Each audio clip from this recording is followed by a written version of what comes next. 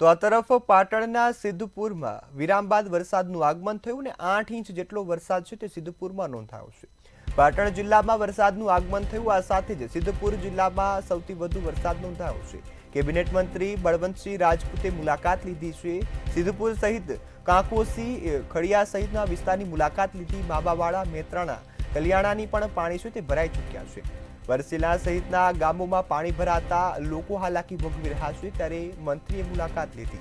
બળવંતસિંહ રાજપૂતે કાંકોસી, ખડિયાસણની મુલાકાત લીધી છે, ત્યારે બામવાડા, મેત્રાણ, કલિયાણા અને સહિતના ગામો છે ત્યાં પાણી ભરાવાની સમસ્યા જોવા મળી। પેપલા અને ઋષિ તળાવના જે વિસ્તારો છે ત્યાં પાણી ભરાયા છે, ત્યારે અસરગ્રસ્ત વિસ્તારોની મુલાકાત લઈ લોકો સાથે ખાસ વાતચીત કરી છે।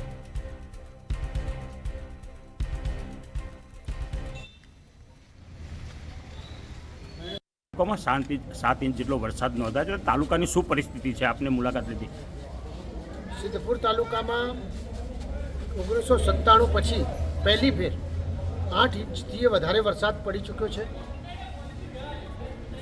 એના કારણે 8 ઇંચ વરસાદ પડે એટલે સ્વાભાવિક દ્રષ્ટિએ આપણે સમજી શકીએ છીએ કે સિઝનનો એક જ દિવસમાં આટલો મોટો વરસાદ પડવો, એના કારણે સિદ્ધપુરમાં મેતાથી માંડીને તોથી જે વડગામમાં પણ વધારે વરસાદ પડવાના કારણે સિદ્ધપુર તાલુકામાં અનેક ક્ષેત્રે પાણી આવ્યું।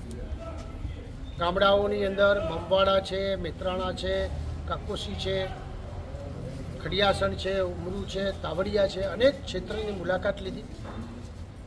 વાસ્તવિક પરિસ્થિતિ જોયા પછી જે 97માં અમે જે આ પાણી જોયું હતું ને એ વખતની જે વ્યવસ્થા હતી એની અંદર શું સુધારો કરી શકાય, શું ડેવલપમેન્ટ કરી શકાય, એ પણ એક મનોમંથન કર્યું છે। આવનાર સમયમાં ચોક્કસપણે એ પણ કરીશું। આજે સિદ્ધપુર સિટીની અંદર પણ મોટાભાગે પેપલ્લામાં અતિશય જ્યારે વરસાદ પડ્યો ત્યારે પાણી આવ્યું છે, તો તોના ભાઈઓને એક સરસ શોપિંગ સેન્ટરની અંદર વ્યવસ્થિત રીતે પ્લાનિંગ કર્યું છે।